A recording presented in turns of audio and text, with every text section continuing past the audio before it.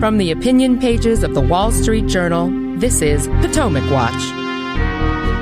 Israel kills arch-enemy Yahya Sinwar, the architect of the October 7th, 2023 massacre in a building in Gaza, plus an intelligence leak about Israel's retaliation plans against Iran leaks to the press. The U.S. says it is investigating. Israel is not happy, and understandably so. What's the road ahead now after these major events for Israel, the rest of the Middle East, and American policy as we head into a presidential election only 2 weeks away? Welcome. I'm Paul Gigot, editor of the editorial page of the Wall Street Journal. This is our daily Potomac Watch podcast, and I am here with my colleagues Joe Sternberg, based in London, and Bill McGurn, based in New Jersey.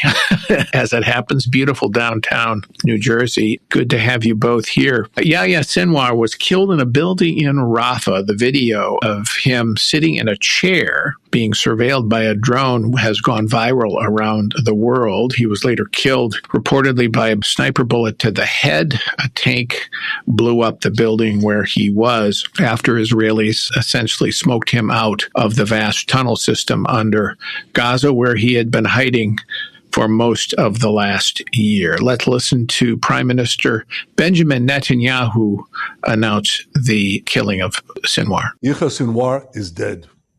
He was killed in Rafah by the brave soldiers of the Israel Defense Forces. While this is not the end of the war in Gaza, it's the beginning of the end. To the people of Gaza, I have a simple message. This war can end tomorrow.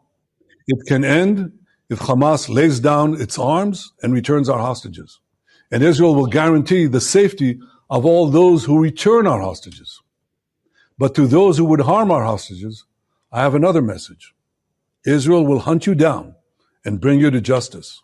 All right. The death of Sinwar is a major accomplishment for the Israeli government. There has been a major war aim to eliminate the leaders of Hamas who planned and encouraged the October 7th massacre. Now, Israel has now killed 3 of the main Hamas leaders: Mohammed Deif, the military leader, in a bombing attack, Ismail Haniyeh in Tehran, of all places, where he was visiting. Israel managed to get him in a building there.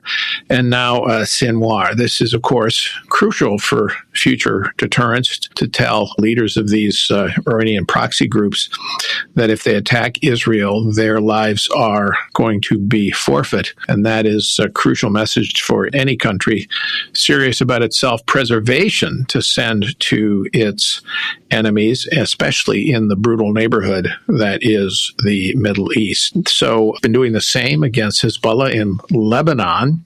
And in fact, on Monday, there was further bombings in Lebanon as Israel seemed to target the financial centers of strongholds for Hezbollah. Bill, first to you. What do you make of Bibi Netanyahu's statements? What do you think this says to the Israeli government about their choices moving forward? Well, I think the first thing is that he means what he says. You know, everyone, when there's attack, says that we're going to hold those responsible and bring them to justice. Well, he has a series of extraordinary attacks, going into Iran to kill one leader, and in Lebanon, another, and then you have the pager explosions. So I think it just underscores rhetoric is cheap. Joe Biden has promised to get vengeance for those soldiers killed in Afghanistan. That was just for a speech and it was handy. Nothing's happened since then. But I think Benjamin Netanyahu is proving he means what he says. And that's good for dealing with the terrorist organization, because if they sense weakness, they attack. And he's keeping them on the run. He's got a choice now, Joe. Netanyahu has accomplished a significant war aim, but of course there are fighters left in Gaza, quite a number, as a matter of fact. So that part of the conflict isn't over, but the hostages are still there. We don't know how many are alive. There are originally 250 taken. It's assumed that there are 100 or so left. Some were released. Some have been recovered dead, but people don't think there's 100 that are still alive. alive. Some of the hostages who haven't been released may be dead. But Netanyahu needs to get those folks out. So he faces something of an interesting challenge here about when to actually go to some kind of ceasefire that could get hostages out. From that perspective, one of the things that I thought was really interesting about the statement of his that we just heard was this offer to Hamas fighters to guarantee their safety if they will individually return hostages or the remains of any hostages who may have died or been killed in captivity. Because I think that goes to illustrate this sort of strategic and tactical advantage that Israel has now that it has taken out so many leaders of both Hamas and these other terrorist groups, because the signal to the individual Hamas fighter now is you don't have a leader, your organization can't protect its leader, so what can it do for you? And so now we're going to try to peel off different parts within Hamas and, see if you can weaken the group that way. And I think that that's an important, opportunity that Israel seems to be trying to seize here, to really take advantage of the fact that they are materially weakening Hamas by depriving it of, so many of its leaders in this way. Mm-hmm. So I think the key issue, as you pointed out, is going to be how much of the way forward is going to involve fighting. But I think it's also important to understand that there are going to be other tools at Israel's disposal, and it's encouraging to see some creative thinking about exploiting that. All right, we're going to take a break, and when we come back, we'll have more on the consequences of the death of Yahya Sinwar.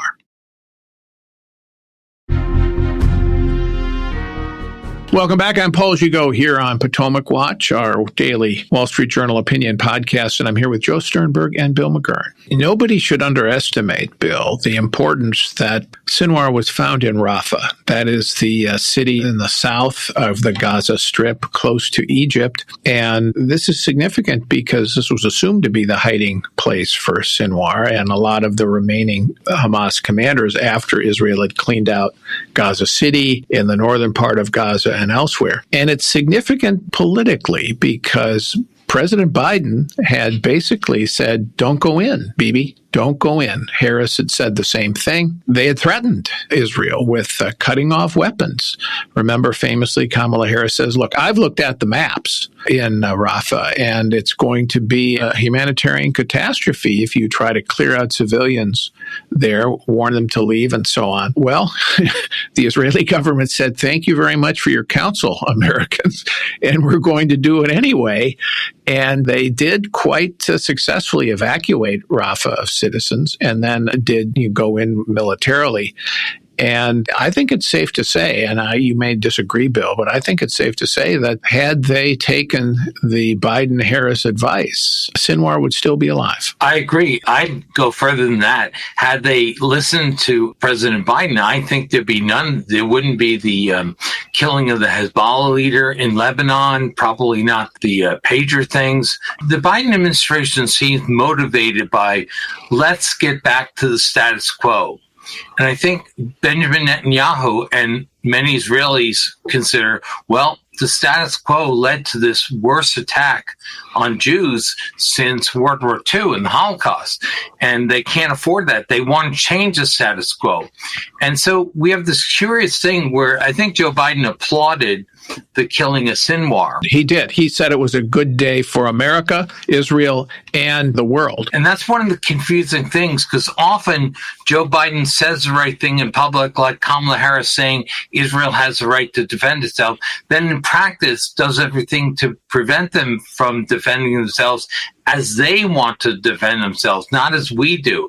I think it's a height of arrogance to say we know better than the Israelis about what they need to defend themselves. So it's very confusing for the American people. You see the public statements conflicting with the private actions, and some public actions, like when Kamala Harris snubbed Netanyahu during his Senate speech. By not showing up. Yeah. Speech to Congress. Joe, what about the balance of forces here now between Israel and its enemies? One of the reasons that October 7th could happen was that Iran had spent a lot of time and money building up its proxy network, even though Hamas is Sunni Arab group, they took money and arms from the Shiite Iranians. But Hezbollah and the Houthis and the Shiites in Iraq, they're all part of the network.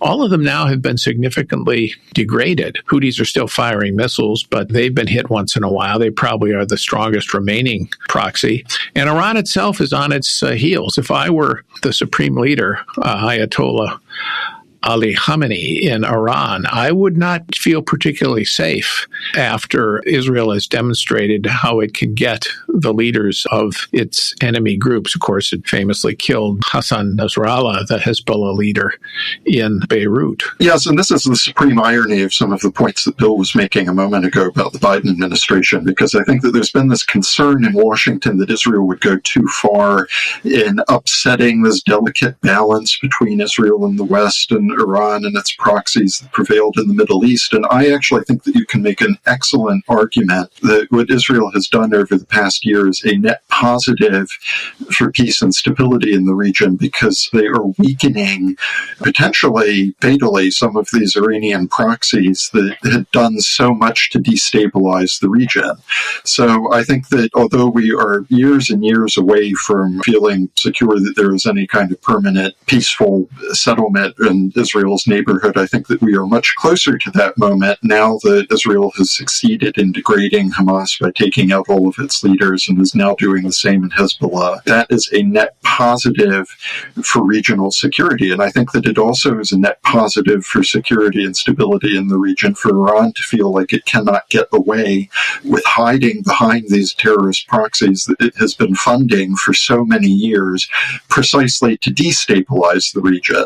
I mean, it's great news, although, I mean, look, we shouldn't be Pollyanna-ish about the potential that there can still be much more conflict and dangerous conflict in the region in the immediate future. But I think that it is now possible to see a medium or a longer term that looks much more secure and much more stable than we've seen recently. Let's get a reaction in the United States. First from Kamala Harris, the Democratic nominee for president, and then Donald Trump, her challenger. The death of Sinwar, I believe, has removed an obstacle to that end. And so we've got to work at it, and we've got to work at it through diplomatic means, and that's what we intend to do.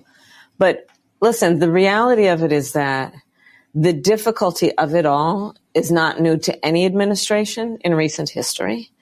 And it cannot be the reason that we don't work at it around the clock and be vigilant. And that's what we're going to do. My reaction is he was not a good person. That's my reaction. That's sometimes what happens. You got to talk to Prime Minister Netanyahu about it? He's called me, yes. What was that conversation? He's called me. I have not spoken. I'm going to speak to him probably now. What are you going to tell him? Well, look, he's doing a good job. Biden is trying to hold him back. Just so you understand, Biden is far superior to the VP. He's trying to hold him back, and he probably should be doing the opposite, actually. I'm glad that Bibi decided to do what he had to do. Interesting clips there, Bill. You get that specificity you often get, bluntness from Trump, and you get kind of vague comments about working hard at it on diplomacy with Harris. She clearly doesn't want to say anything that gets her any separation from Biden, which is, I guess, is understandable. But what you don't get from her there is a sense of real command of the situation on the ground. Whereas Trump, of course, puts it in personal terms. Yeah, Bibi's called me. I'm going to get him on the phone. And he had the benefit, obviously, of being president knowing Netanyahu, but I thought the interesting different comments about our next potential commander-in-chief. Right. I mean, look, the administration and by extension, the Democratic nominee for president has a problem because they applaud the killing of Sinwar as a good day, but all their actions would have prevented this good day from happening. You know, they say now we're in a better position to have a ceasefire, but they oppose the move that they now say put them in a better position. So my read is that Benjamin Netanyahu and the Israelis have decided we're not going to have international opinion on our side. We can't negotiate until we change the facts on the ground. And when we suitably change those facts, we've done enough to either bring them to the table or achieve our goals strategically, then maybe we can talk with changed conditions, but they're not going to do it now. And I don't blame them. The flip side, which I worry about, is what has this taught terrorist groups? I think there's 3 lessons. One, it's taught them to go underground. That's like Iran in its bomb-making facilities. Go underground, much harder to detect and destroy. 2, it's taught them that taking hostages really puts a crimp in a Western country because they value the lives of their citizens. So Benjamin Netanyahu has moved ahead, but he's paid a heavy price. There's a lot of pressure on him because of the Israeli hostages and the families that want them home. And the third for terrorists is that it taught them, wasn't there a time like 20, 30 years ago when Saddam used hostages outside his facilities, like foreign hostages? Now they can use their own people as shields for it. So I worry that that's the lesson they will take. Well, it hasn't helped the citizens of Gaza, I'll tell you that. No question there, and nor the citizens of Lebanon.